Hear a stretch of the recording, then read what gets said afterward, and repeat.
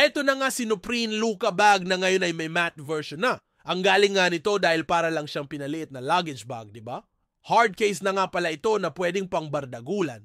Ang logo ay gawa sa zinc alloy, removable at adjustable. Ang strap nito na gawa naman sa nylon. Pwede mo itong gawing shoulder bag o kaya naman ay crossbody bag. Depende na lang kung ano ang trip mo.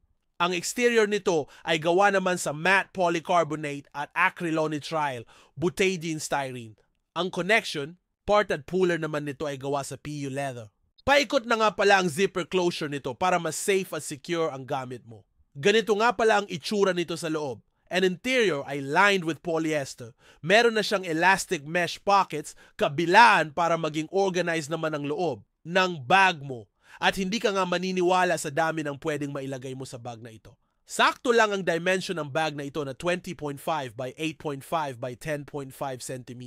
Water resistant na din ito para naman wala ng kaba kung biglang umambon. Ulitin ko lang ha, water resistant lang at hindi waterproof, baka subukan mo pang ilublob to sa tubig. Kaya't kung ang hanap mo ay minimalist at stylish bag na pang matagalan, dito ka na kay Nuprene Luca bag bago ka pa maluka. Ipapakita ko, nga pala nasuot ko itong bag para may reference kayo. Huwag nyo na lang pansinin yung tiyan ko ha. Mapababae man o lalaki, pwede sa'yo ang bag na ito. Kaya't ano pang inaantay mo, nasa description ng link para mapasayo na ito.